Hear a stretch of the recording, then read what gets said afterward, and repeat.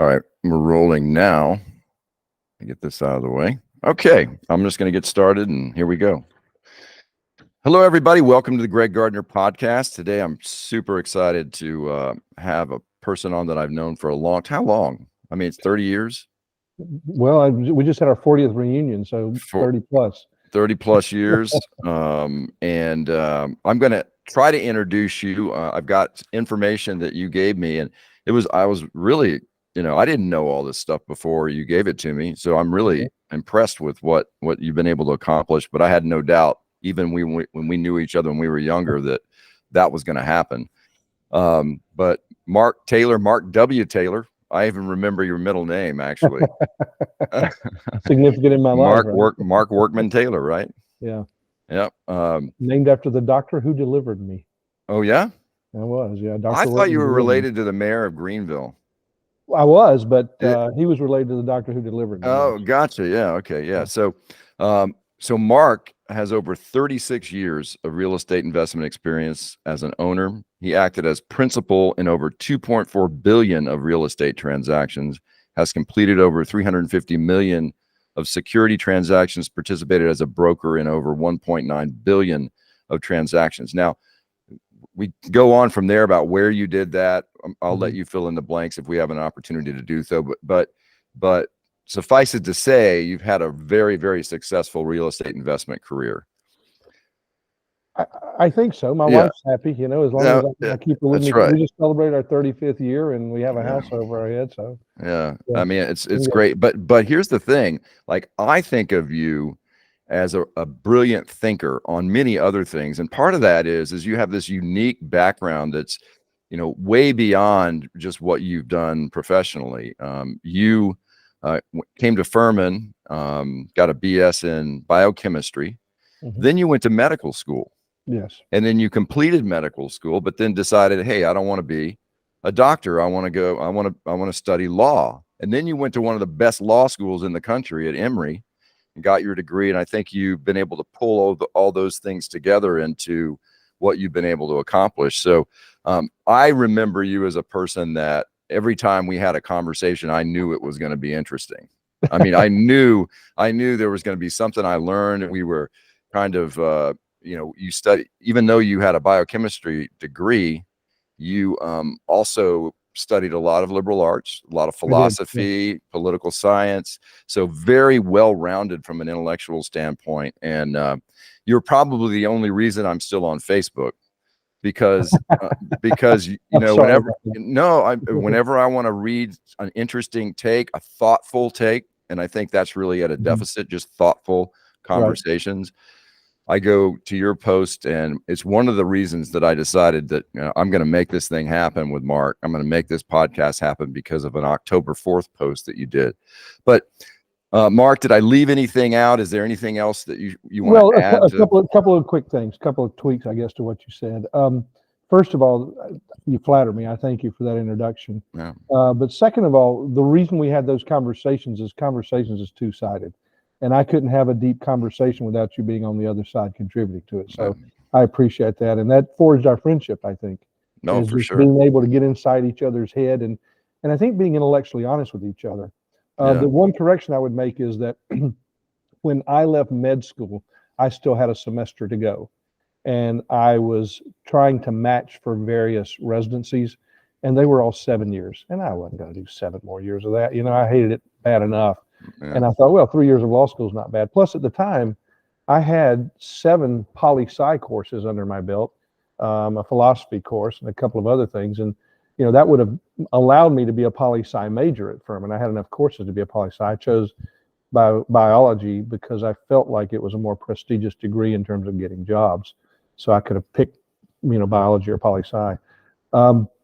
And then filling in the gaps, I think the Facebook thing, I actually went off of Facebook for a little while because I had a guy who I do business with was talking to me about it, and he commented that he enjoyed my posts and how political it was. And I got to thinking, well, I'd rather be known as a businessman. I don't really want to be known as a Facebook, flamethrower. And so I came back I went off for about 2 years, but I came back, and interestingly enough, I think it was either because I went to an Earth, Wind & Fire concert or Maurice White died. I think as I went to a concert, I said, I'm going to hit and run and tell you about a concert. And then I just got addicted again. I stayed home. But the one thing that I think is important with Facebook is to try to be completely objective, or, well, we can't be completely objective, but be as objective as you can. And as you know, I have friends all across the political spectrum. I have friends who are all across the sexual orientation spectrum.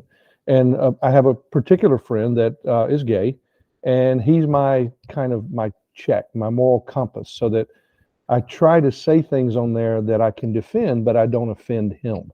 Right. Because it's very important that I not offend him, because I think he's also an objective thinker. And if I say something that some people find offensive, but he doesn't find it offensive, or you don't find it offensive, then I think I'm probably okay.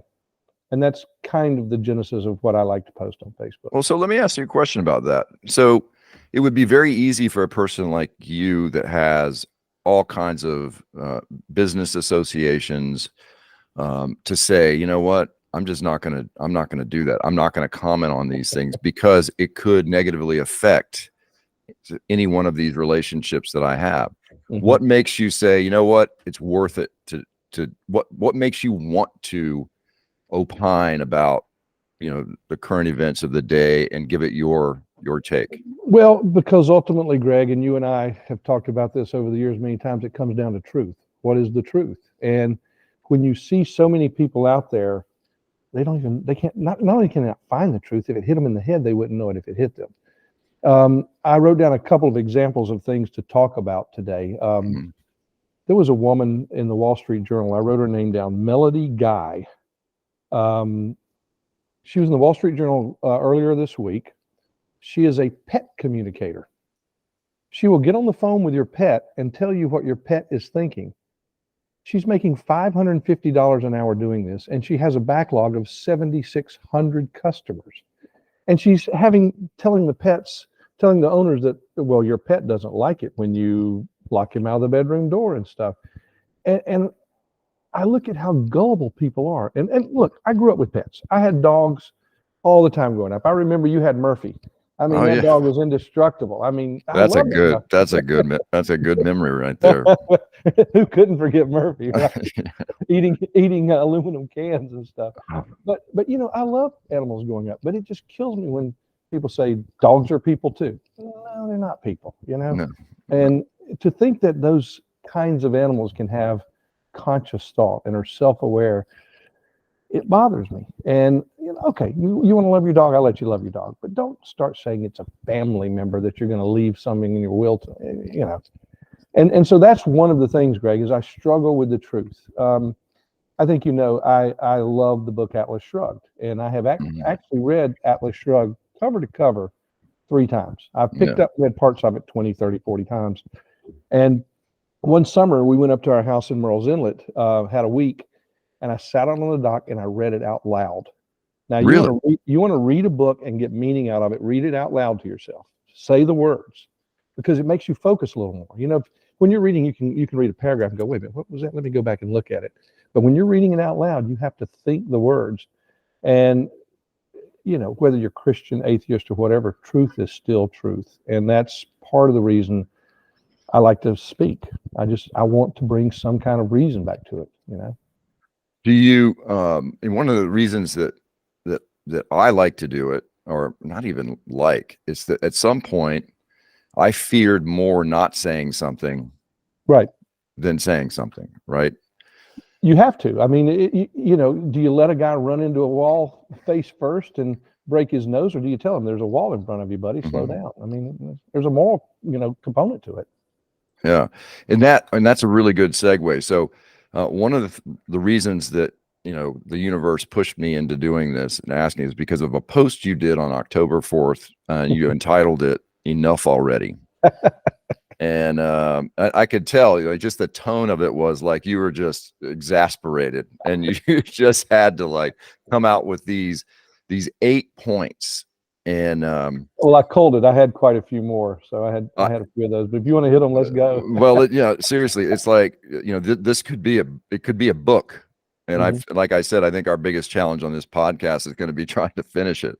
but, Exactly. but I'll start because it's my podcast. I'll start with the one that I really immediately said, I think I posted it. I said, I want to dig down into this one because I thought it was very interesting. Morality. And it's number 6, and it's, everyone is acting like our problems are political. They are not. They are largely social and moral. And that hit me because I've often been having conversations that I thought were political. And then I realized, oh my gosh, this is a religious conversation. It's almost, and really not from my side. I mean, because when I think about politics, I think about, okay, what does society look like and what are the outcomes we all want to drive society towards this? But lately, you run into such emotional reactions to things that you say. You're like, well, wait a minute, that sounds more like a religion than politics to me. So I just wanted to get more information on how you came to that, because you're saying a lot in that one sentence. I want to hear more about that. So there's and this will be a long-winded answer. Feel free to edit this as much as you want. But years ago, I went to a speech. It was a businessman's conference, and Stephen Covey was speaking there. I don't know if you remember Stephen Covey. Totally. 7 Habits of Highly Effective People. And he pulled something that I've actually used about a dozen times in the speech since then.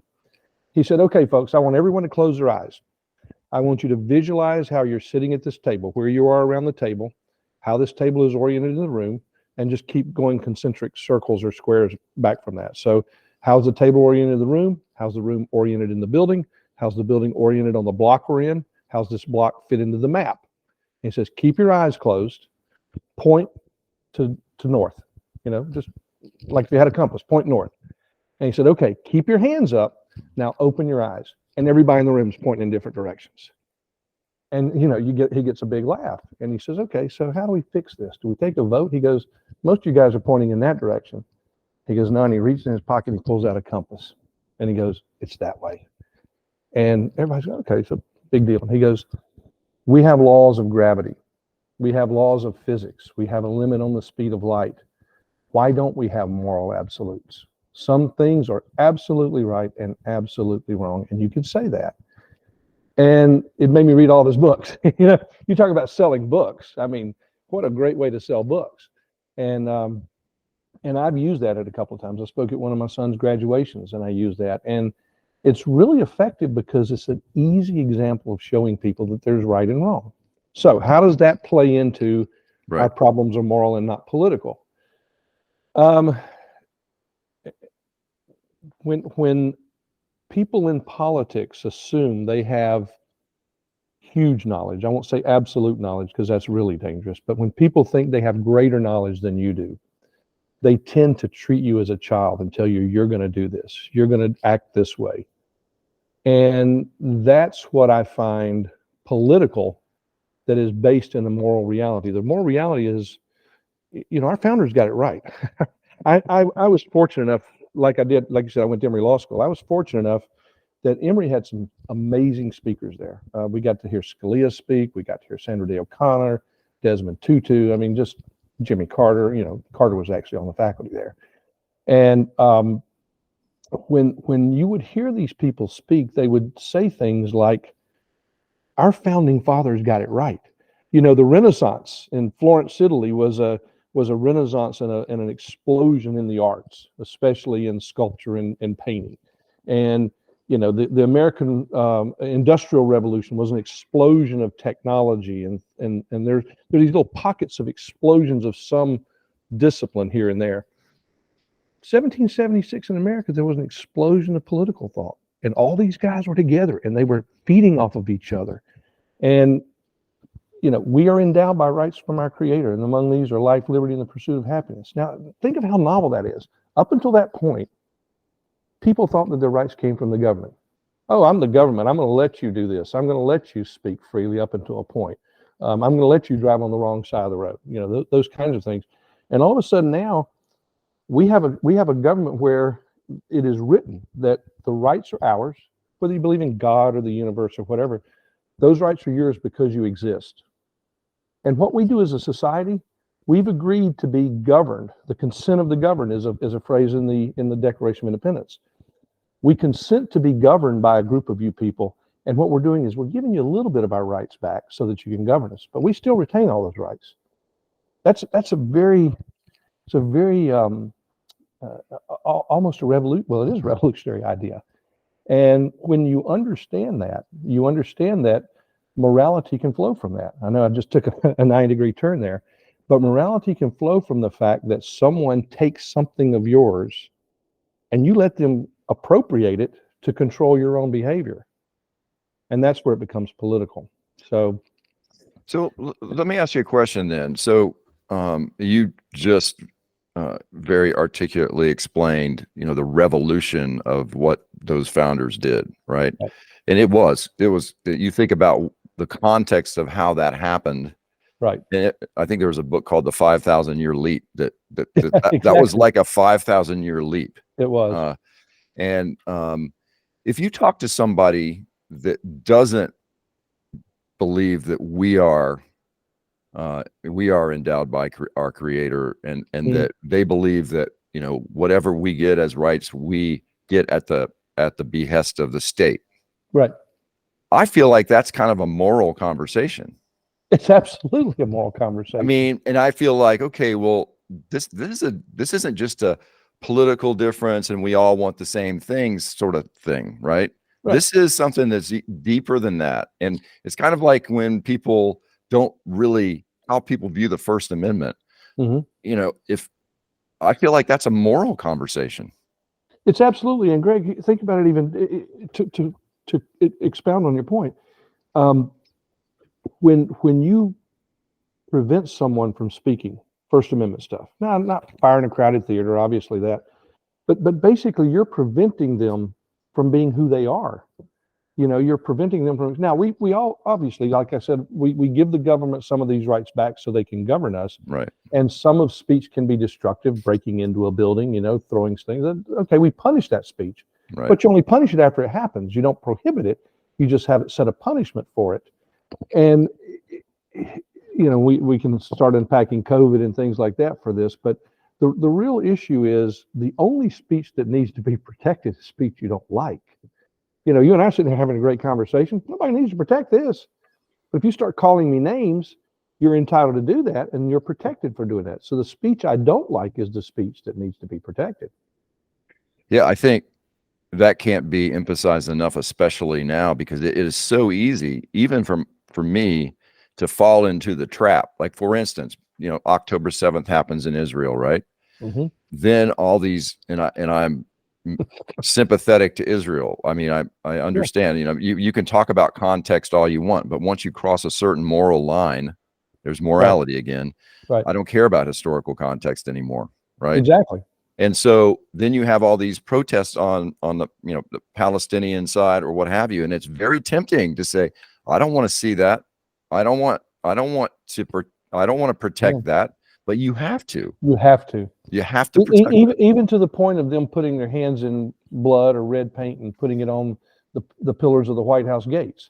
That's destructive, but you punish that. You don't stop it. And that's very important. I mean, some of the atrocities you hear about, obviously they're bad. And that's, that goes back to morality and inalienable rights. And one of those is, Stephen Covey would say it's always wrong to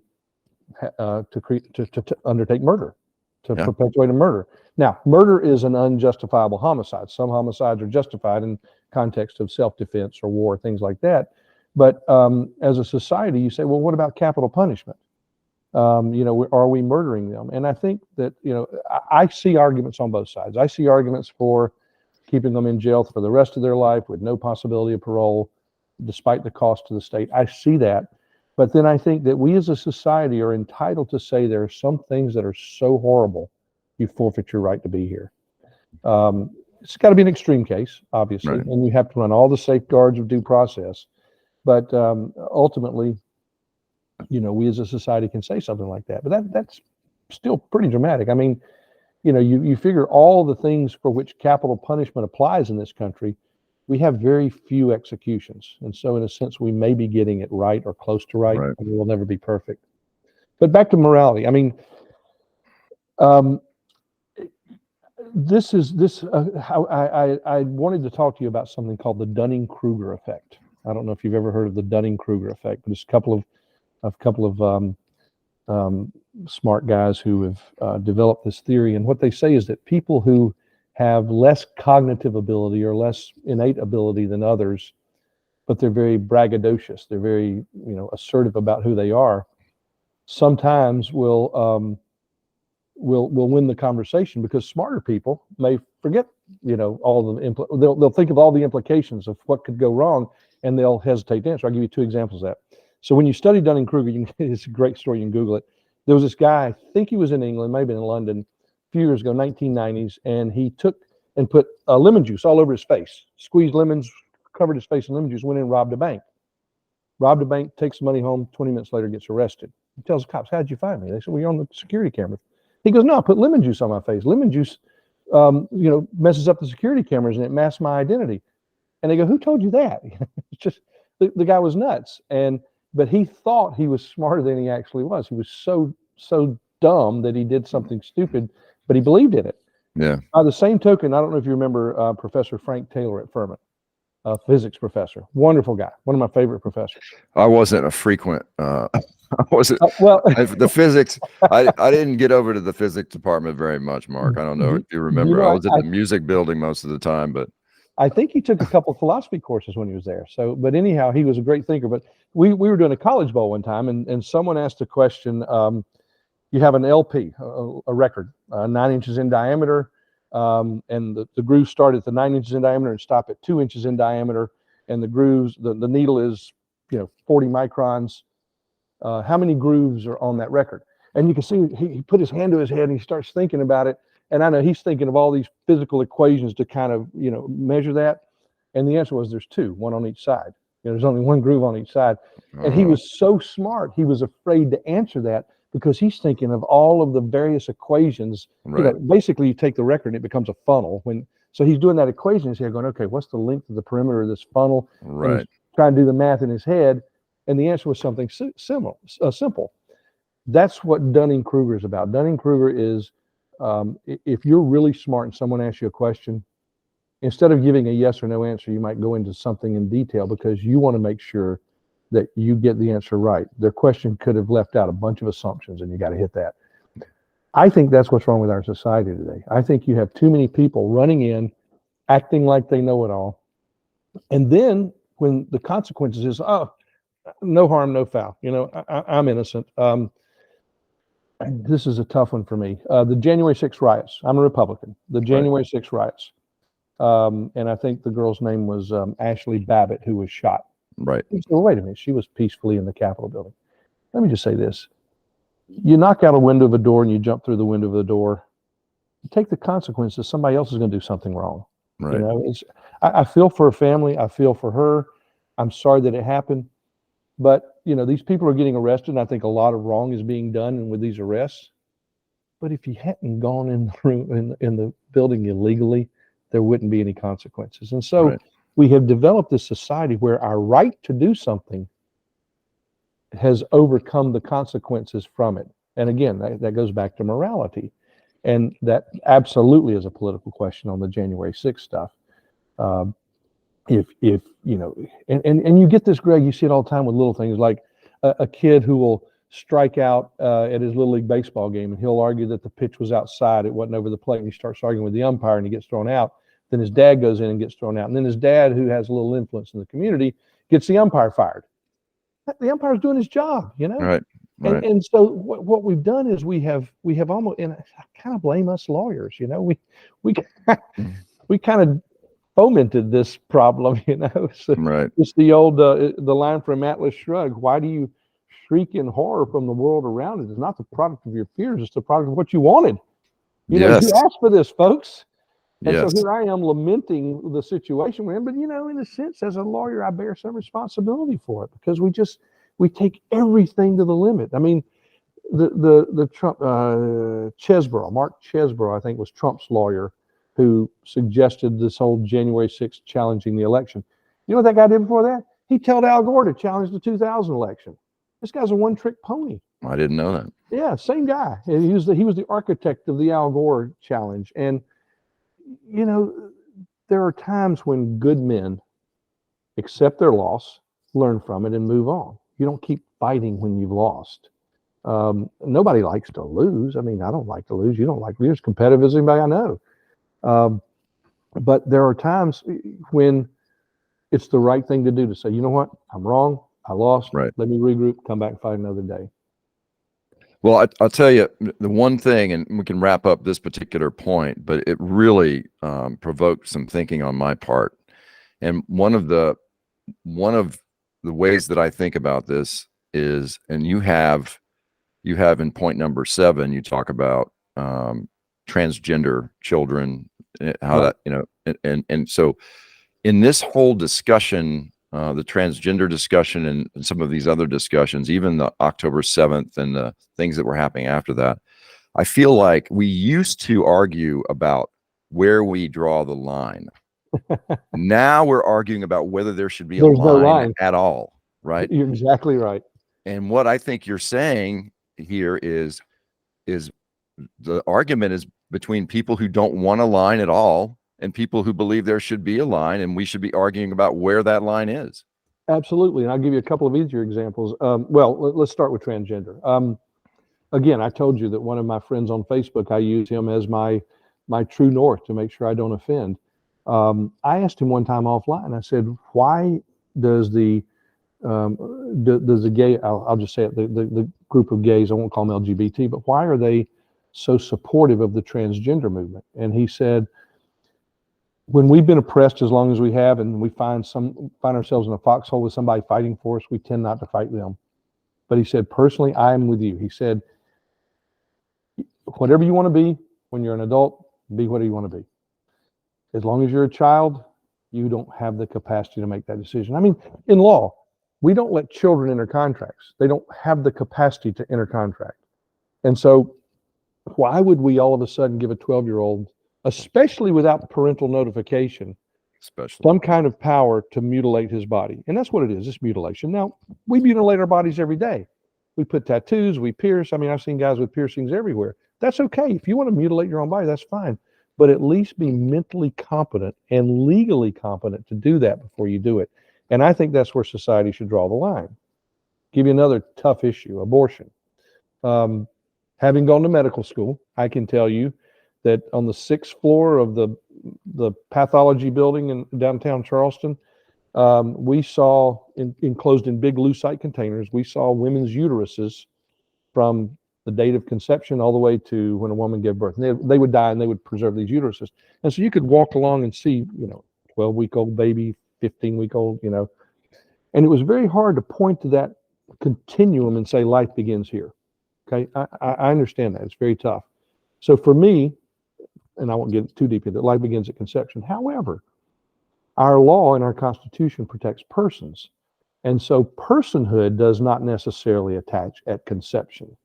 And so for me, the issue on abortion is, at what time does the fetus's rights equal or are greater than the mom's? Until then, you have to defer to the mom, especially the first trimester. I mean, and it kills me morally to say that, because I do think that's horrible. But I cannot find a legal basis to protect the baby or the fetus that early in the pregnancy. By the same token, it's a more complicated issue. A week before that baby's born, it's a fully developed human. And the only thing separating it from being human is the geography of moving it from inside the mom's belly to the outside the mom's belly. And so for me, partial birth abortions are absolutely horrific. But I think that at least until we know it's a human and we know that it can live on its own, and that for me is about 4 or 5 months, as much as it pains me to say, I think you have to defer to the woman's right to choose. Well, I'll tell you, that's a very well thought out take on abortion. And it's very similar to mine. But here's the thing. First of all, I don't come to it easily, and neither do you. Of course not. Like, I almost admire these people that are on either side of this issue, where they're so easily convinced that they're right. And They it's have like, clarity.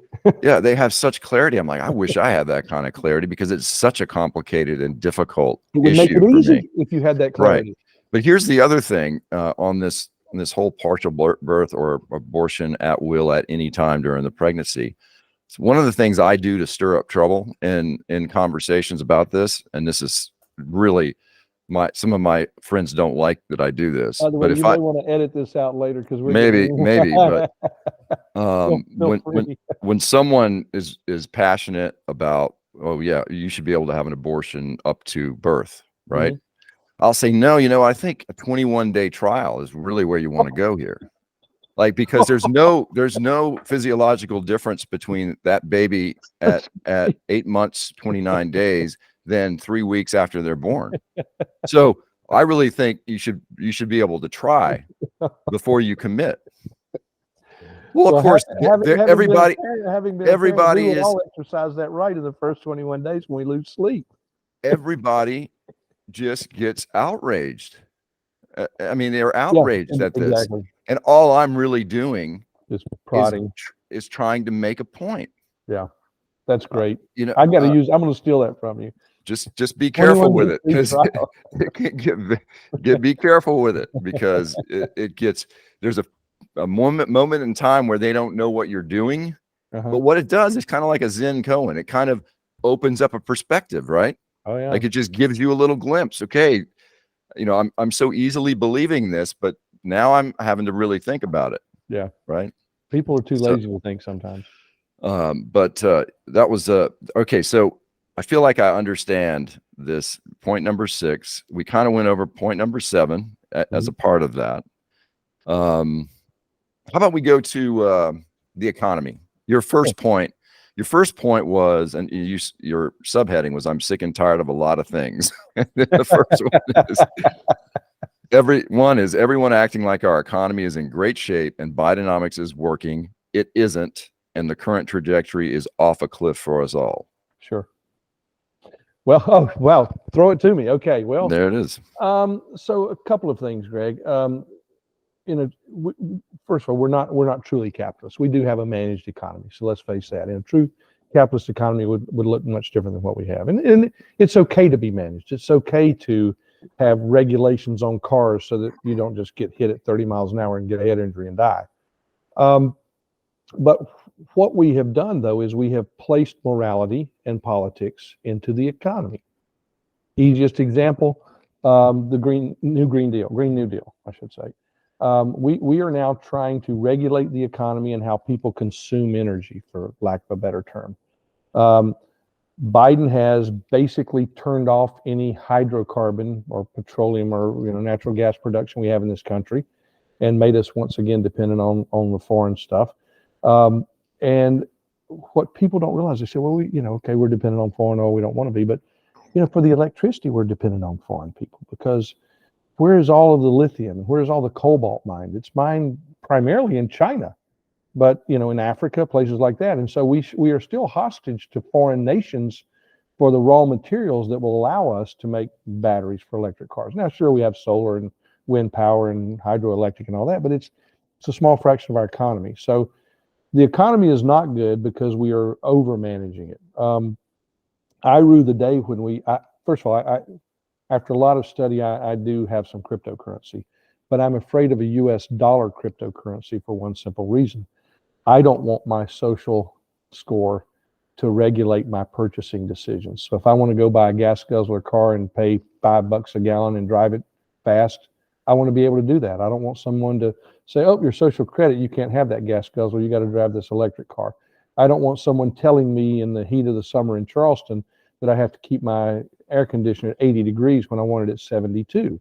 And I don't want them reaching into my thermostat, which is on the wall right behind your picture, and changing the temperature for me. I don't want that.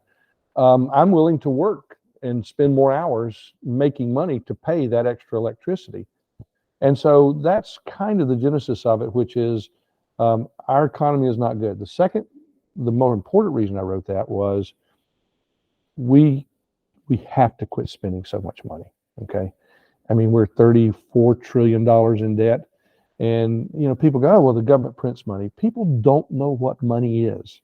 Money is nothing from the government. The government simply keeps a ledger of the money through printing presses.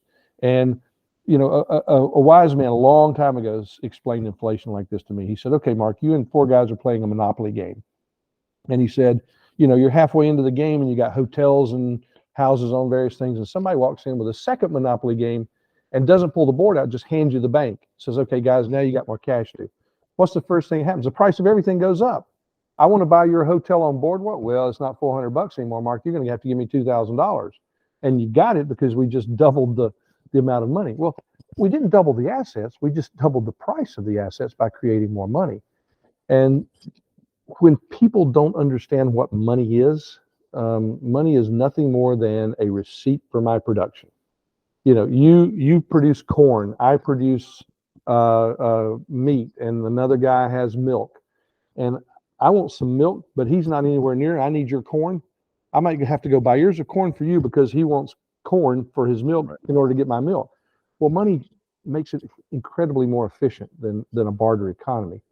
But money is only made through the productive efforts of people. And I think our government has lost sight of that. The government thinks that it makes us productive, and it doesn't. The only time government makes money is when it takes something from us in the form of taxes, or it dilutes something from us in the form of printing money. So our economy is not good. I mean, potato chips, used to be 12 ounces in a bag. Now it's 8, but it still costs $1.99 or whatever they cost. We're not truly measuring certain things. And it just bothers me that so many people out there think that our economy is great because they hear that the inflation is only 6%. Only 6%? I mean, at 6%, let's see, at 6%, you double the cost of everything in about 11 years, when you compound it like that. At 7.2%, it's 10 years. So 6% is about 11 years to double everything. So our economy is not good because the fundamentals of it are not good. I mean, you can take a sick person and treat the symptoms. You could have a massive bronchial infection, take a couple of Advil and put some Afrin in your nose, and for an hour or two, you don't have a headache and you're breathing freely. You haven't treated the cause. The cause is still a bronchial infection. And that's too many times what happens in our country. We just stick a Band-Aid on it to get through the next election. And frankly, Greg, I mean, I've talked to politicians. One of the things that they know, Republicans and Democrats alike know, that one of the ways to help this economy, we have to raise the retirement age. Nobody has the political will to do it. Nobody. I mean, there's not a Democrat or Republican out there that's going to suggest you raise the retirement age because we're coming after our seniors, because they have a political axe to grind. Right. And that political axe to grind they think is moral. They think they're entitled to it. So we circle back to the point we made earlier. But I'm just tired of people acting like our economy is great for the sake of political expediency. It's not. And you would say this even if a Republican were in office? Well, I'll give you an example. George Bush II was castigated widely for the Gulf War. He went too far in the war on terror or something. And I tell people that's the only thing he got right. He went after Osama bin Laden and degraded his forces. George Bush spent money like a drunken sailor. And as Ronald Reagan would say, there's a difference between the government and drunken sailors. At least drunken sailors are spending their own money. Yeah. George Bush is spending it. I mean, right. George Bush expanded our economy and our deficit in ways that, shocked Republicans. The problem is now, Greg, we're both used to it. We're on the crack. The crack is easy money and we can't get off of it. And absolutely, Mark Sanford, one of our compatriots at Furman. Right. Mark had some issues, but one of the things that Mark was very good at was he would not spend other people's money. And when he was governor and was offered some bailout money, I think it was the 07 or 08 crisis, he said, well, our state doesn't need it. And people are going to take it anyway. And he goes, well, why? We don't need it. Right. I remember he used to sleep in his office. Yeah. When he was a story, yeah. When he was in the house, at least that's what I heard. Well, Mark is a very frugal guy. I mean, there's a charming aspect about that to him. He's very frugal, but he was conscious of it, and he's not in office anymore for a lot of reasons. But I hate to say it, our system's broken, but I'm just tired of people acting like it's not. Yeah, and I think on top of that, I mean, part of it is, okay, when you talk about $34 trillion, one of the problems is nobody can even conceive of that I amount. know. I know. Nobody, like 34 trillion, that's a lot. I don't even know how a lot that is. Like it's just it's too large. It's almost like when you talk about the speed of light and light years and things Yeah. like that. You can barely even conceive of it. And it's the same with 34 trillion. At some point, it runs away so far away from you that you feel almost helpless to do anything. So I heard a guy describe it one time, and I may get this wrong, but I think it's pretty close to being right, is that if you took an F-16 and drove it at the speed of sound and you were trailing $1 bills behind you, how far would you have to fly that plane, or how many hours would you have to fly that plane for $1 trillion? It's like 14 years. It's just For just 1 trillion. 1 trillion, and we've got 34 of that. So, you know, I mean, it's that's why we have scientific notation. You know, Right. that's why we have exponents, because we just can't conceive it. And you're right, about the universe. It's just we're approaching universal type statistics with our monetary policy. Right. Well, I also think that ESG, DEI are another drag, a drag on the economy. I'm starting to see signs that, you know, they're backing off on that, or either they're hiding it a little bit better. But, you know, some of those funds have closed, and they're, and so hopefully we're seeing a little bit of a pendulum swing in the other direction, but my faith in pendulum swings has been shaken. And hopefully, you know, some of that I think is unnecessary drag will be alleviated. You know, well, I think Milton Friedman said, if something can't continue, it won't. right.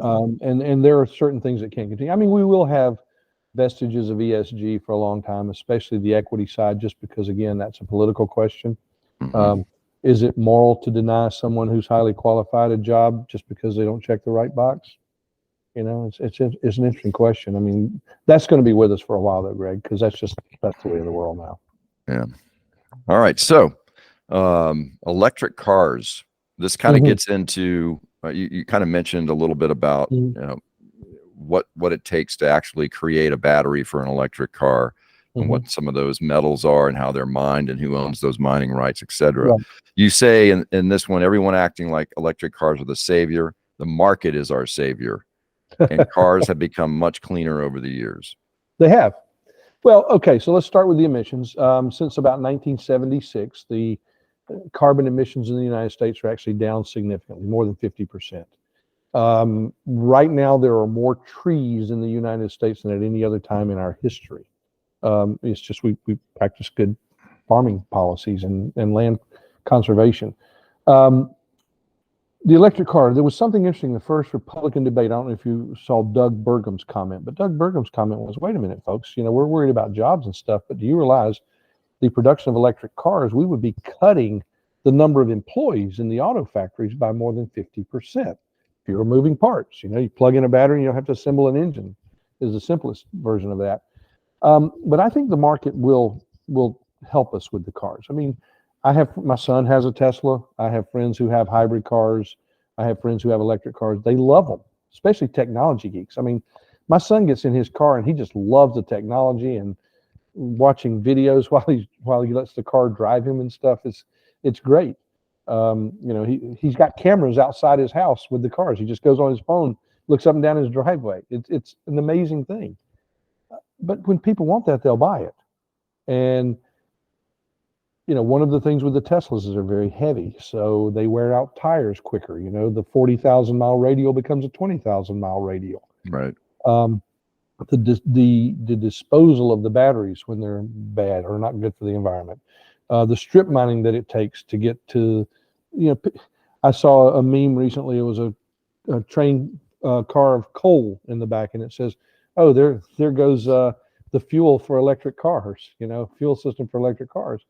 And, you know, obviously there are growing pains when any industry starts. And obviously we need to transition to solar and wind and hydropower to get the electricity to make the cars. But until then, we don't need to force a square peg into a round hole. We let the market do that. When the market gets there, it'll get there. My son's Tesla accelerates faster than any car I've ever had. And you can go buy one of those things right now. And you're into cars. I'm big into cars. I Right. love cars, Yeah. and I've had sports cars and crazy cars. I mean, current car I have right now, is 577 horsepower, and so I love it. But his cars, the performance is off the chart. But it's just not for me yet. I mean, Right. Well, another way I get in trouble, you might want to use this one too. When somebody gets a new Tesla or a new I say, oh, you got a coal powered car. Exactly. Hydrocarbons again, Just use that carefully, because the environment is another one of these issues, and this is one where kind of the moral thing goes the other way, where I think about fossil fuels in terms of, wow, there's not one technology that has driven more people out of poverty exactly than fossil fuels. Absolutely. So when you say, oh, we've got to get rid of fossil fuels, you're not thinking about, you're only thinking of some byproduct of that usage that's negative, and you're not adding into the equation everything that is positive about cheap, dependable power that we all depend on every single day. Yeah. Every day, in every hospital, in every country that doesn't have it. That's the one factor that makes them a third world country.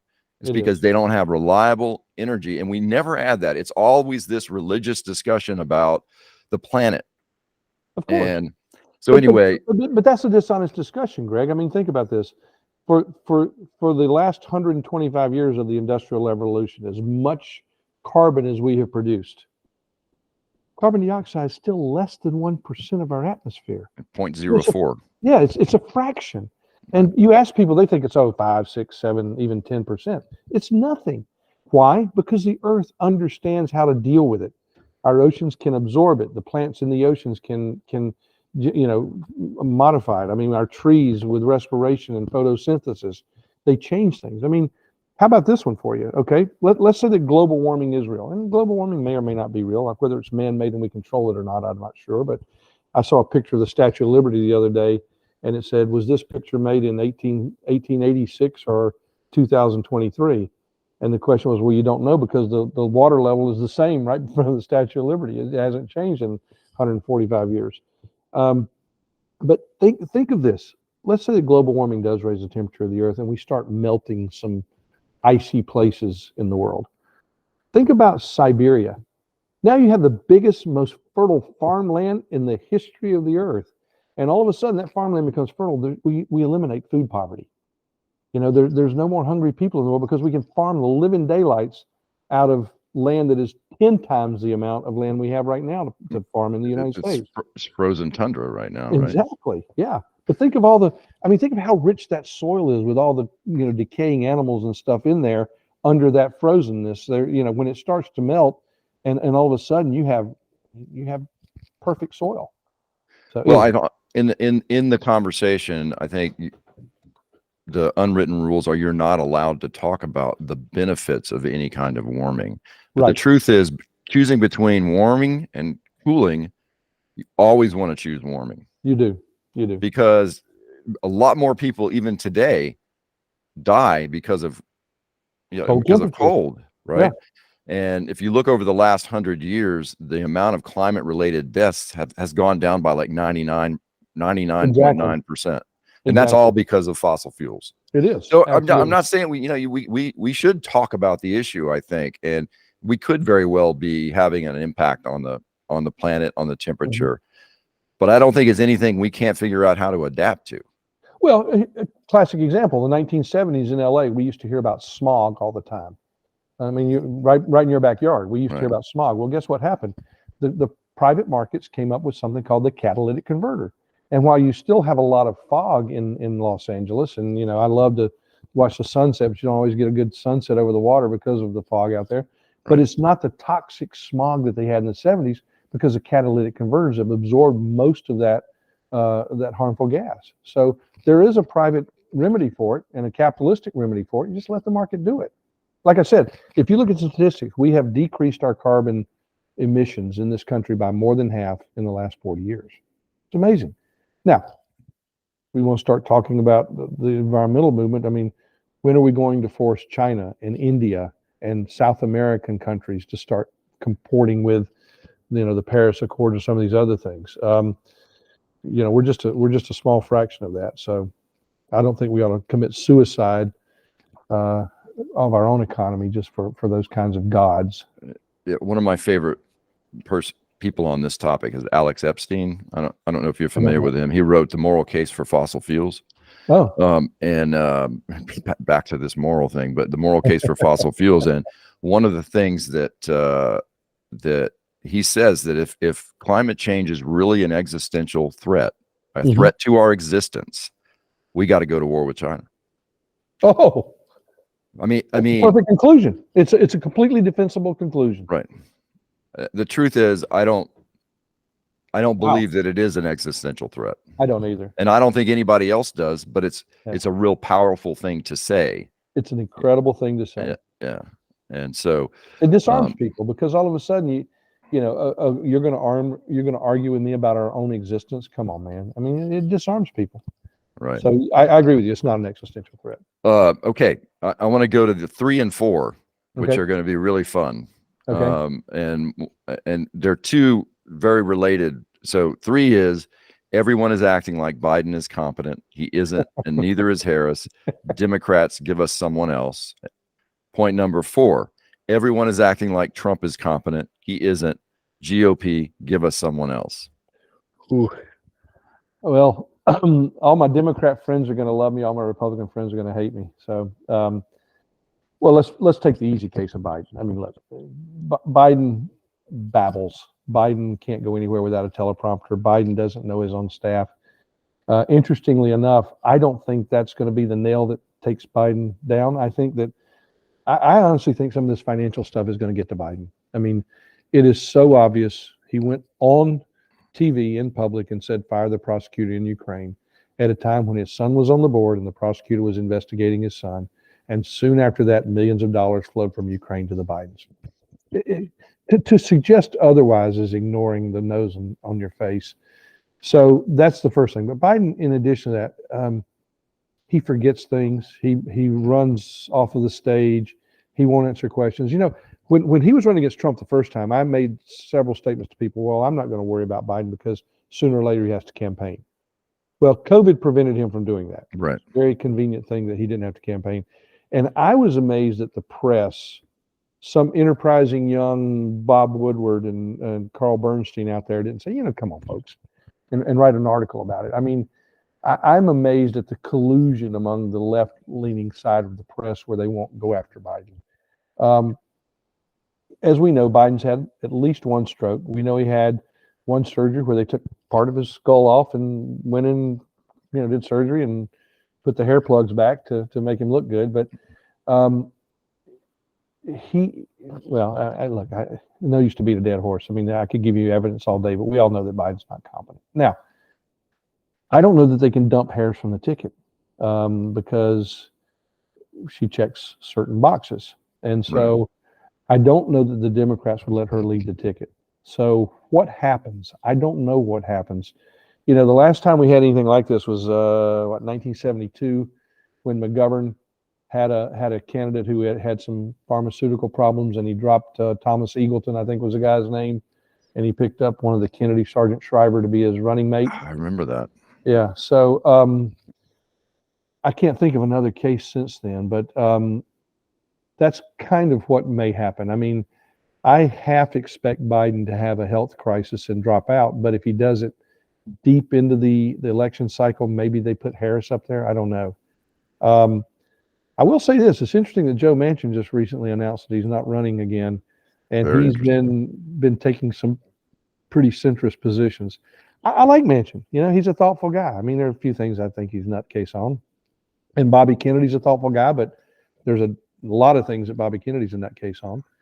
But we just need people who think, and I think Biden is. Look, let's face it. Biden is a puppet of somebody. Is it Valerie Jarrett? Is it Obama? I don't know who's pulling the strings, but it's clearly not Biden. Well, I'm going to reiterate here and restate a prediction I made. I think it was about 4 months ago. And it is that I don't believe Biden is going to be on the ticket. I don't either.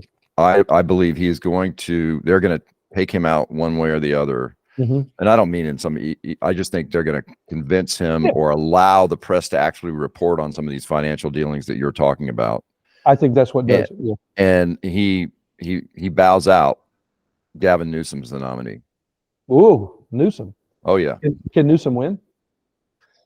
I hate to say it, but he can win. He can win. He could win even with the abysmal record that he has here in California, because he checks all this. He's a very good politician. He is. I mean, he's a very. I mean, I don't agree, and I've seen what kind of has happened over the last 5 or 6 years here, or really over the last 20 years. But I think he's a very good politician, and I think he could win. And I think the Democrats that I know are like, I can't handle another Biden term. Like they can't. No. They can't do it. That's in the whispers, and Gavin Newsom. So he starts with California, New York, and Illinois. So he starts with a third of the electoral votes he needs. Right. Kind of a good head start, isn't it? And he's good. He's good at debating. I don't agree with him, but he's very good at what he does. He's been doing it for a long time. I remember when he was mayor of San Francisco. I mean, that's kind of where he got his. So you think Newsom wins? I mean, let's chase it down, Greg. If Biden is not going to be on the ticket, and you think he's replaced with Newsom, does Newsom beat every Republican? He has a good chance. I think he does too. I think he has a good chance. I mean, I haven't even wanted to go there in my mind. I don't even want to think about getting. Yeah. Well, you accepted being on the podcast, so you have to now. You have to think about it. Well, I agree. I mean, look, let's game it out. I mean, if you believe Biden's not going to be on the ticket, nope. Newsom, in my mind, is one of the top 2 or 3 contenders, probably top 2. And I agree with you that Newsom is an extremely talented politician. Now, does he beat Trump? Probably. Does he beat DeSantis? Haley? That's a tough one. I mean, he's got better name recognition than anybody but Trump. He starts out with a third of the electoral votes in 3 states. I mean, come on. You're right. Part of the reason I believe that he could win is I think that the Republicans are so poor at messaging. They'll tiptoe around his California record, and it's they have to really go on the offensive, and they're just not good at that. Democrats are great at that. The Democrats love it. They're great at it, and we're just I always tell people the only party I like less than the Democrats are the Republicans, mainly because they're scared to execute. They are. They're absolutely right. Because you know why? Because they're the proverbial redheaded stepchild. They've been beaten up so long, they think they're inferior, and so all you got to do is call them a racist or a bigot or something like that, and all of a sudden, oh, you're right. I'm trying to prove I'm not a bigot. Don't prove you're not a bigot. Be yourself. Be yourself. But they can't do it. Okay, so we got Biden out of the way. Now to Trump. Disclaimer: I voted for Trump twice. I love Trump. One of my best friends was in charge, one of the 2 national co-managers for Trump fundraising, a guy here in South Carolina. He and a guy named Ricketts, who owns one of the Chicago baseball teams, were the 2 campaign co-chairmen for Trump to raise money. Trump has turned into an angry man. He's turned into a vindictive man. Now, you could say that's the product of the environment that he's been thrown into, all these litigation and things like that. But let me tell you why. Again, I voted for him twice. Let me tell you where Trump made a seminal mistake that I think doomed his presidency. Trump never really studied any of the classics. He never studied government. He never studied poli-sci. He never studied anything like this. And so here was this classic case where Trump could have put everything to bed. COVID would have been great. I don't know if you remember the very first press conference he had. He had, what was her name? Dr. Bricks. Was that her name? Bricks? Remember the woman with the airman's scarves? Oh, yeah. And he had Fauci. Right. And they came out and he announced that he was suspending all flights from China, closing the airspace, which was, by the way, a great thing. And since then, people have shown that it was a great thing. And then they started asking him about things, shutting the economy down. If Trump had any inkling of studying any government along the way, he would have said, folks, we're a federalist system. one size doesn't fit all. What's good for the people in the outbacks of Montana may not be good for the people in the inner city of Los Angeles. So here's what I'm going to do. We're going to revert back to our principles of federalism, and we're going to let the governors in each state come up with a plan for their state. We're going to coordinate that plan. We're going to have a lot of input into it, but we're going to largely defer to the governors. And if the governors want to then defer to mayors or county commissioners or whatever, they can do that. That was a golden opportunity for Trump to do a lot of things. Number one, cement his credentials as a true deep thinking Republican. Right. And number two, to do the right thing for the country. Because let me tell you, Woodruff, South Carolina, where my mom and dad, where I grew up, you don't need to walk around in masks up there. My mom has 48 acres behind her house. Why does she need to walk outside with a mask? So one size doesn't fit all. Now, why did Trump not do that? I gave you the easy answer. He didn't study it. Here's the bigger answer. Because that would have taken power away from Trump. If all of a sudden he had said, I'm not in charge of COVID, I'm going to give it to 50 governors, and then they're going to give it to, lower down the line politicians. All of a sudden the power's out of Trump's hands, and he can't do that. He can't give it up, Greg. It's his and only his. And that ultimately got him in trouble, I think. Because then, everything was a disaster. It's almost as if for a lot of politicians, you can't hold COVID against them because it was such an unknown. But those people who preached to us and said, I know better than you, and Fauci, who first said masks don't work, now you got to wear a mask, but wouldn't wear them himself. Those are the guys you go after. But the honest politicians who are just trying to do what's best for the state, Democrat or Republican, leave them alone.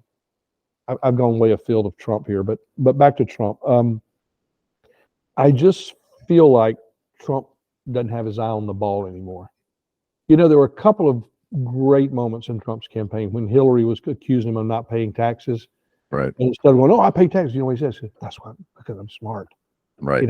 I'm using the tax code you gave me, Hillary, not to pay taxes. I'm smart for not doing that. Rather than say, I pay taxes. What are you kidding about? Remember when Romney got in trouble, Harry Reid said he didn't pay taxes? Okay.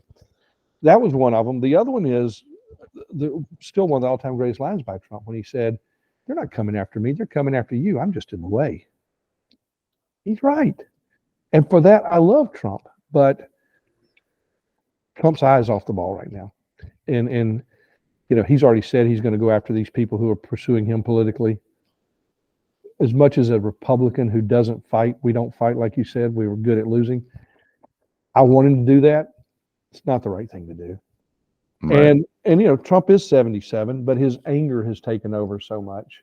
He's got these cases where he just goes out and blasts the judge, and give it a rest, dude. I mean, I know he's a fighter and he fights for everything, and he never stops fighting until the fight's over, so to speak. But I just think he's become an angry man. Yeah, and so I don't. And that's clouded his judgment, by the way. Getting back to my point. Right. I don't prefer him. Like I prefer other people that are running over him. Yeah. Right. But I don't hate him. And I don't hate him at all. What I wanted to ask you though is there's probably about 30%. I don't know what percentage of people that I run into that are absolutely apoplectic with hatred for Donald Trump. And it's beyond any logic or reason. It's beyond, there's something going on there where you'll mention the name or the name will come up and their eyes, everything changes about their whole physiology. And you see their face change. Everything changes. Yeah. And I wanted to get your take on what in the heck is that? What is that? A good friend of mine here said, you know how people hate Trump? That's how I feel about Obama. And his hatred of Obama comes from the fact that he believes that Obama doesn't love America. He believes that and I could go inventory the things that Obama has said, but his whole point is that he believes that Obama, he's not trying to say he wasn't born here or anything like that. He just believes Obama's not America first. And this guy is America first. The people who hate Trump, I don't understand it, frankly. I don't know that I hate anybody that bad. There may be a couple of people who've done something wrong to me, but none of these people have been personally affected by Trump other than, when he said something about the immigrants, I thought what he said was accurate. It may have been in bad taste, and he may not have phrased it very well, but the point is these people are in our country illegally.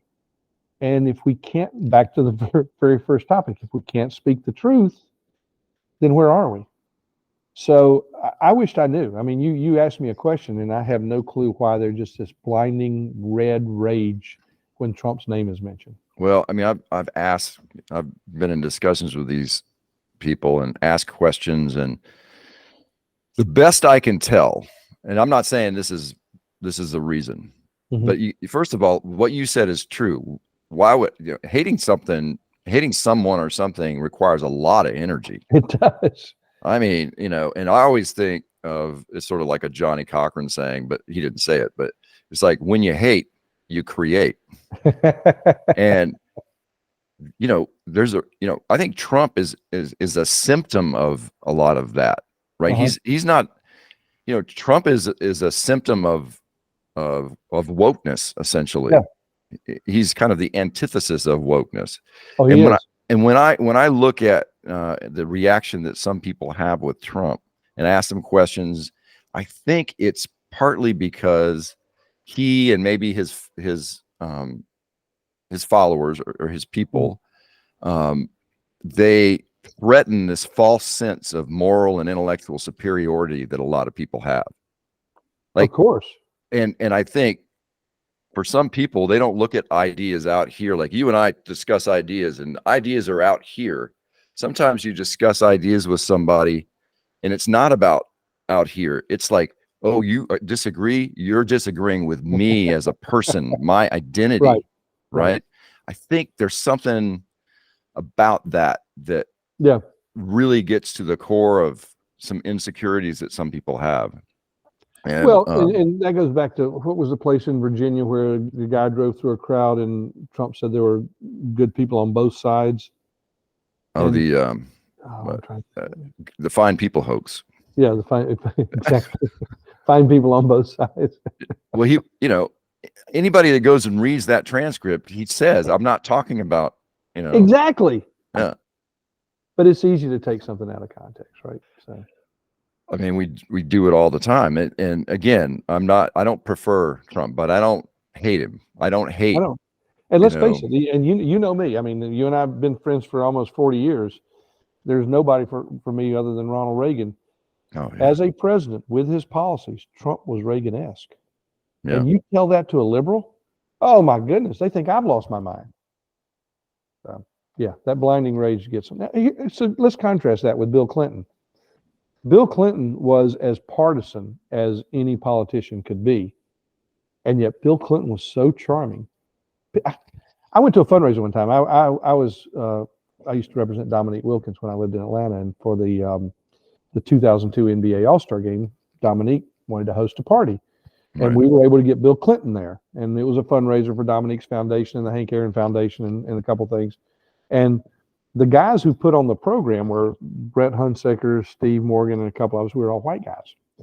And since we put it on, we sat down right in front of Clinton. So Clinton walks in the room, and Johnny Cochran was there. Chris Tucker was there. All of the Morris Day in the time was, I got to talk, you'll love this. I talked to Morris Day for a while. And so all these African Americans are there, and they're all sitting around us. And Clinton walks in, looks at us, and he points to the front row. He goes, who invited y'all? Because y'all don't look like the rest of us. And it just brought down the house. And the funny thing was, we weren't offended at all. We were laughing our butts off. And that's the kind of guy Bill Clinton was. You're up shaking hands with him. He's complimenting every woman. And it's a different compliment for everyone. One woman, it's her earrings. One woman, it's her shoes. One woman, it's her scarf. Right. And you look at this guy going, he's a master. He's great. And he was as friendly to the white Republicans in the room as anybody. And we walked out there going, man, what a great guy. But as partisan as anybody. Right. So, well, he also to me, he kind of embodied, what Benjamin Franklin said, that, what did he say? Politics is the art of the possible. Yeah. And remember when he was a president, Newt Gingrich was, it was 94. Absolutely. They won the House after 40 years. Yep. And Bill Clinton's like, okay, now what can we do what could, now that this situation has happened, what could we actually do? And they ended up balancing the budget. And a famous quote from that time, Robert Rubin was chairman of, well, I guess, the Secretary of Treasury. And Bill Clinton walks in and says, "Are you telling me that my second term reelection depends on what a bunch of bond traders on New York thinks?" And he said it in much flowery language than that. And Rubin goes, "Yeah." And Bill Clinton goes, "Okay." He didn't fight the power. You know, he said, "Okay, if that's what it's going to take, let's do it." And it took balancing the budget. And you got to give Gingrich the credit, because Gingrich took a lot of crap for some of the cuts that were made.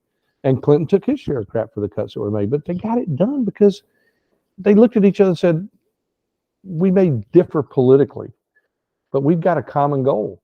We don't have that anymore, Greg. We don't.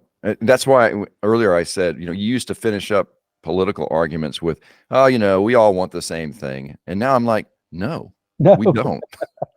We really don't want the same thing. We don't want to go get a beer together now.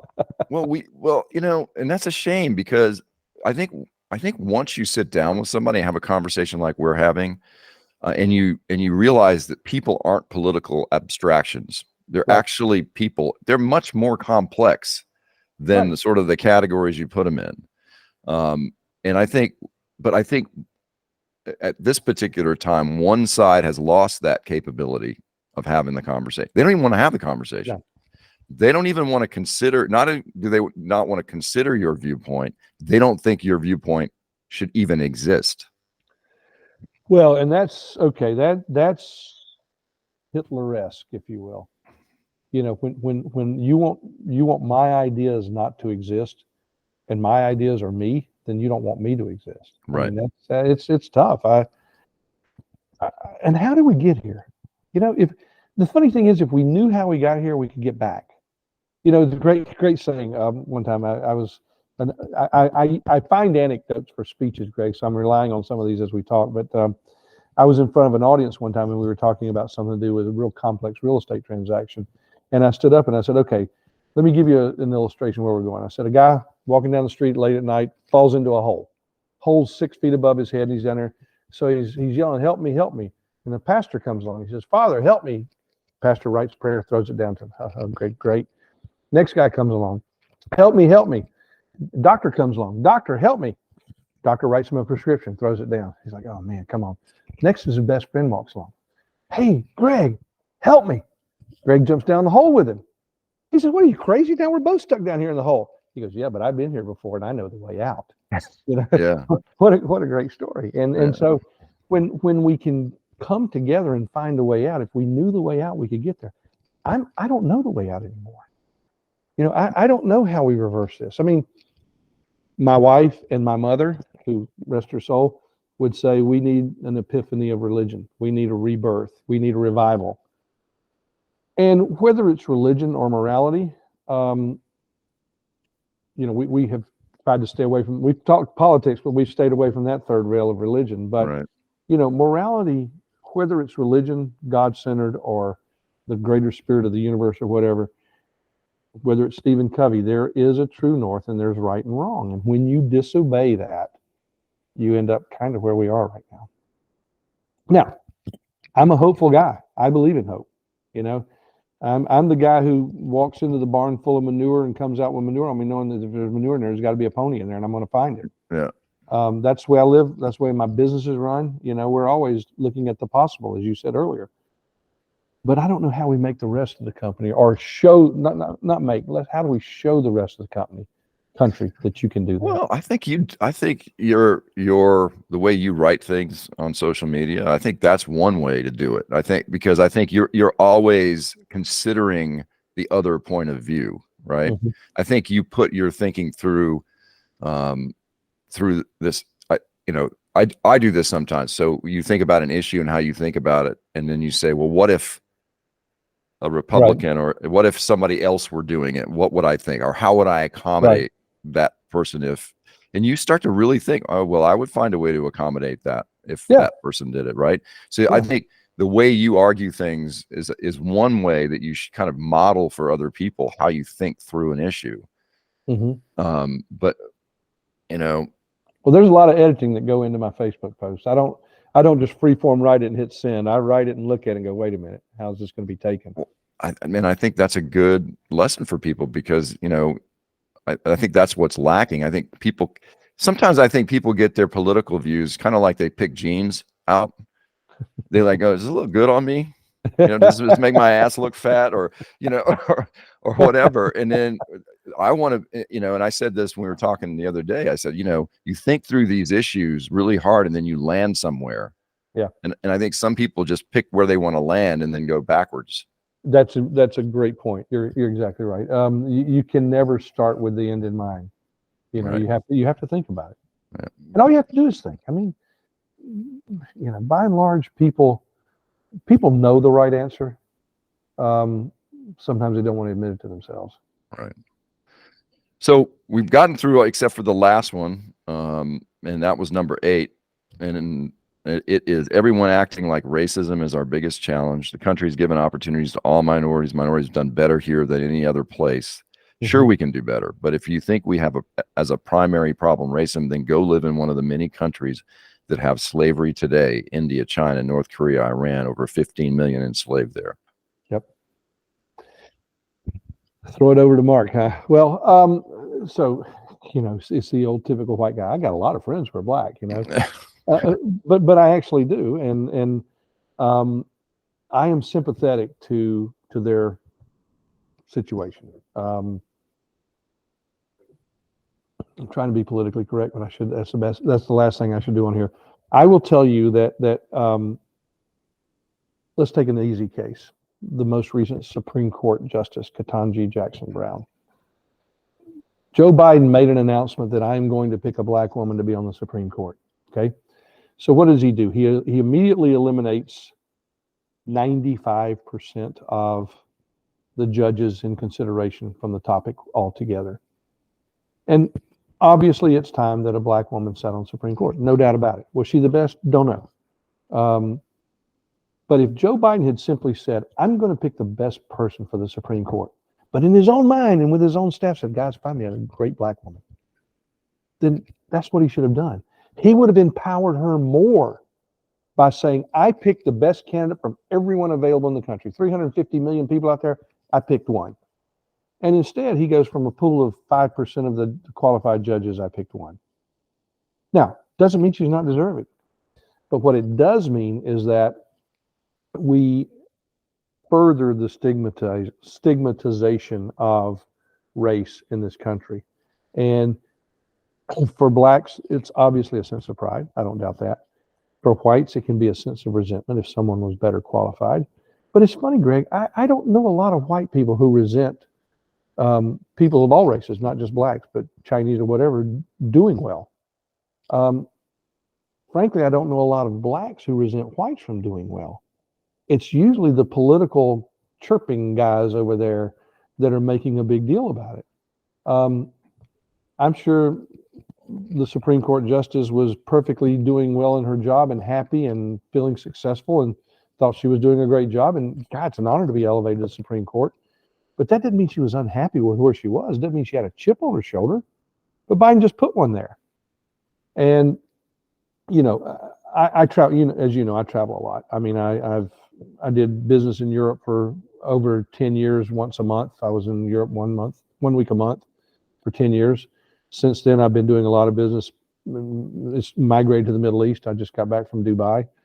I was in Israel a little while ago. What's amazing about Israel? Israel, you walk down the street signs are in 3 different languages. You know, it's English and it's the local language and it's an Arabic language. You see people, you see Jews, Americans, and Arabs walking side by side. You know, I'd say Muslims. It's easier to say Muslims. I'm trying to be generic about this. And there's not a lot of crime. I mean, there's a police presence, but there's not a lot of crime. They live in peace together.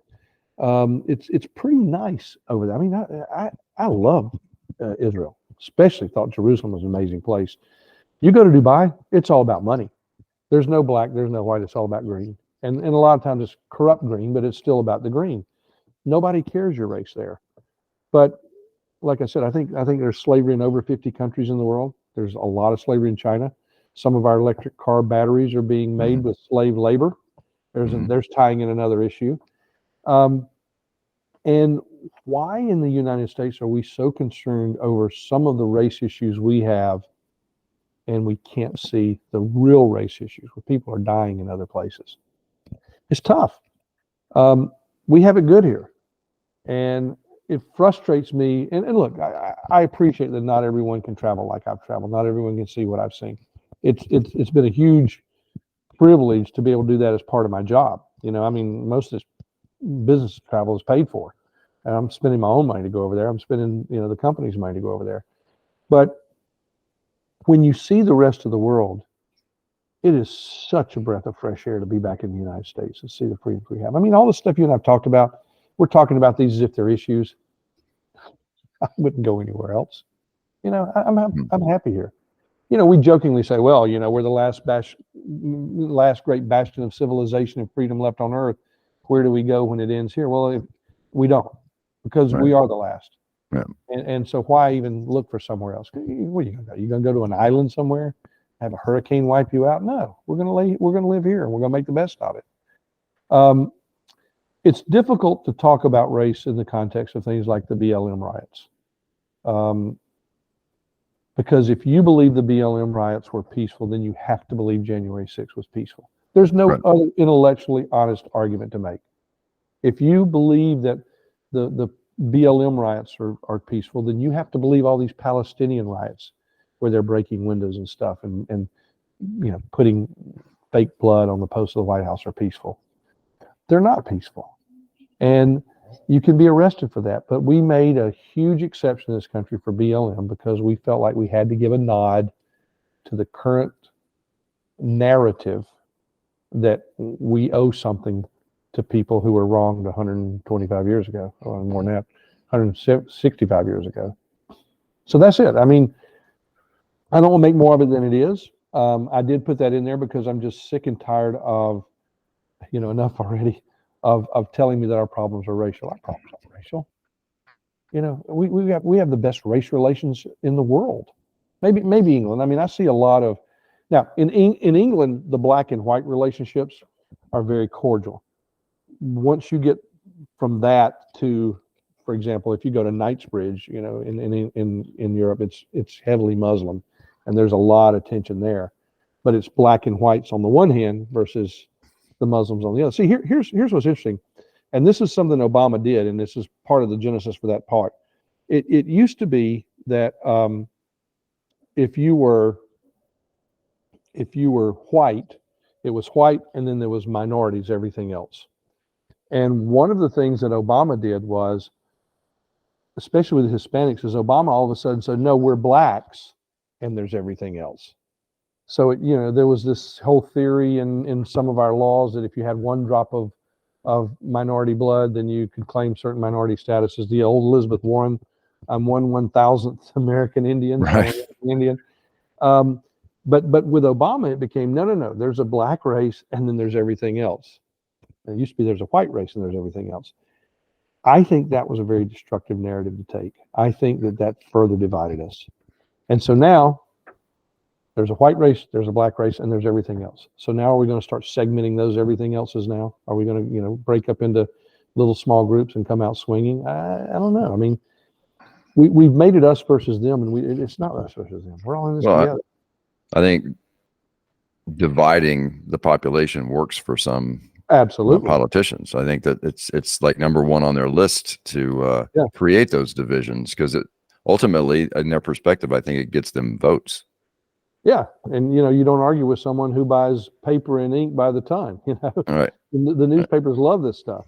They do. Right. I mean, and I think you're right though. I think when you sit down with people and you have conversations, it's just not there. No. Right. Unless someone wants to make it. I mean, you're talking to a person first, right? Exactly. And well, I think we made it through. Okay. All of your points, and not in the order, but we kind of weaved our way through the ideas, right? But here's one thing that I didn't mention at the beginning is that you're a published author. I am. I have a copy of my book right here. And And so this book is coming out, right?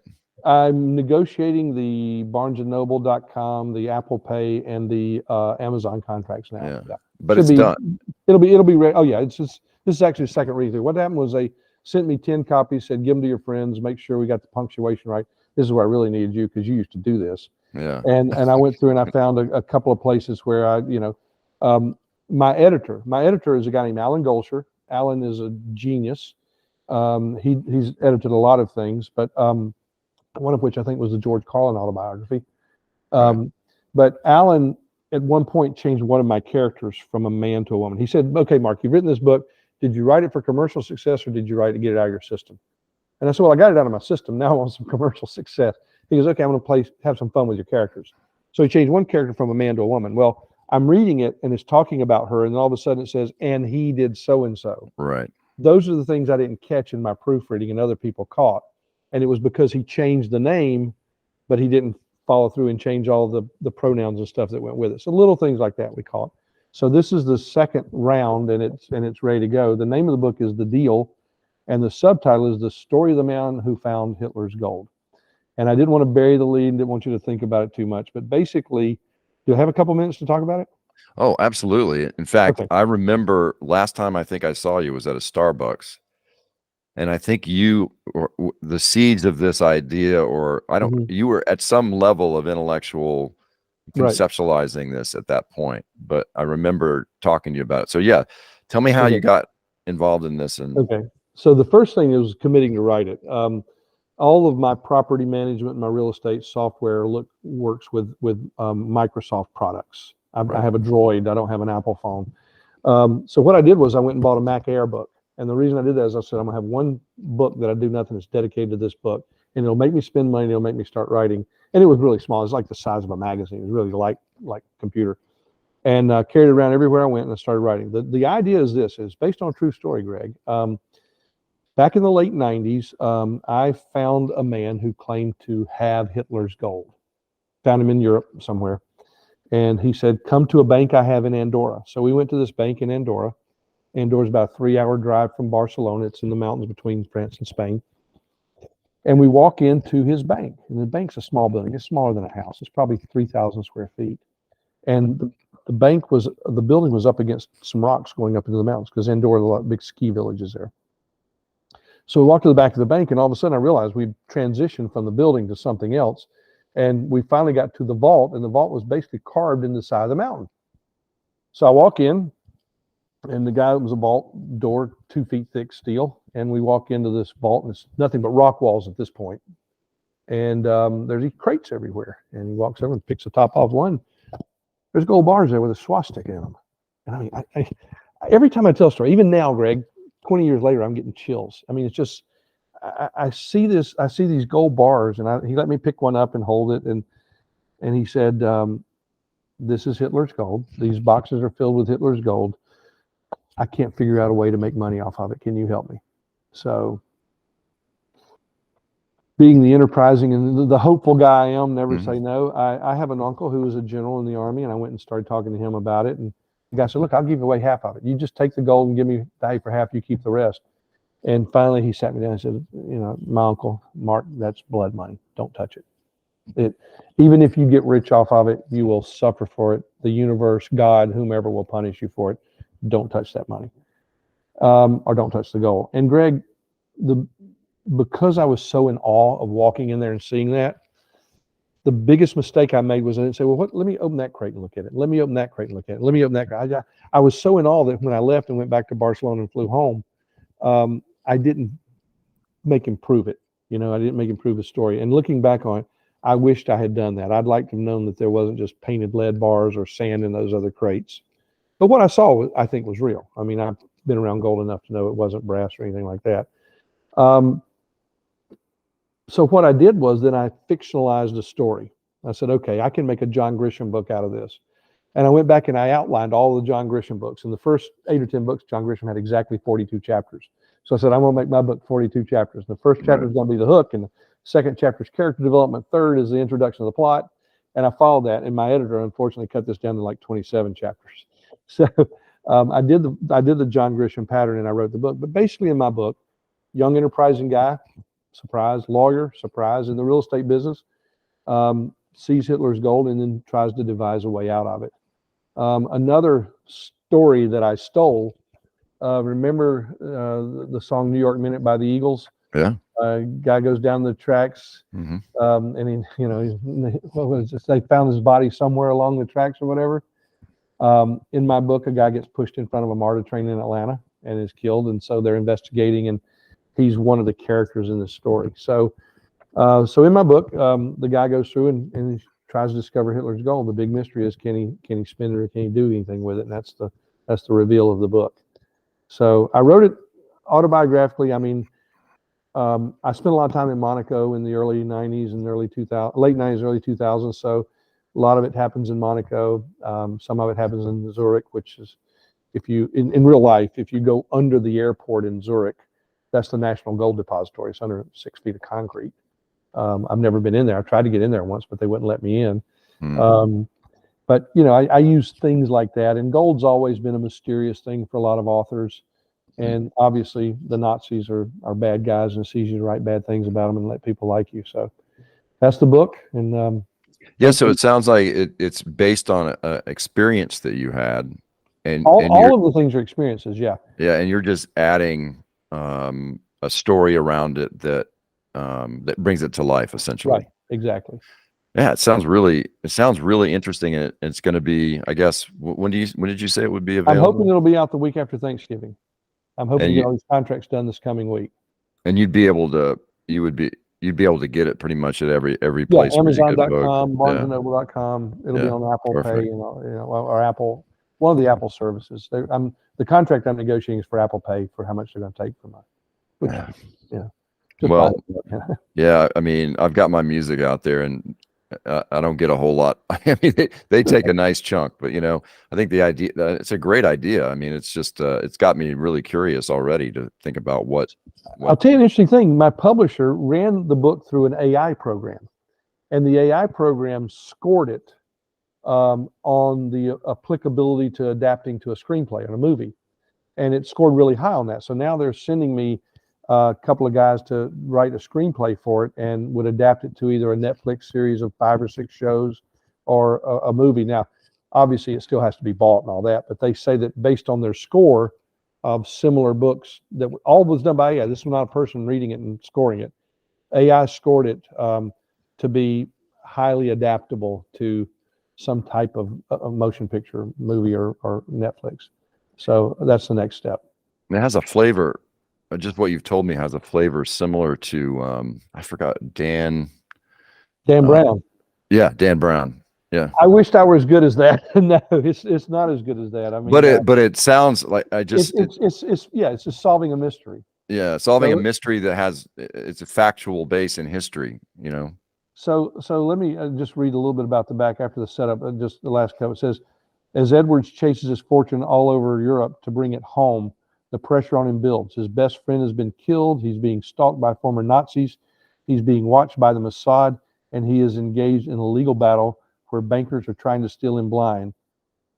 As David is oh so close to realizing his dream, he encounters a pressure-packed showdown with the bankers, and as the book reaches its dizzying final conclusion, David is tempted by a beautiful woman, pursued by killers, and helped by a surprising ally.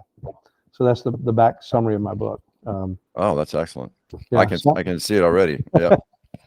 Yeah. I had to tempt him by the beautiful woman, because my wife's beautiful and she tempted me every day.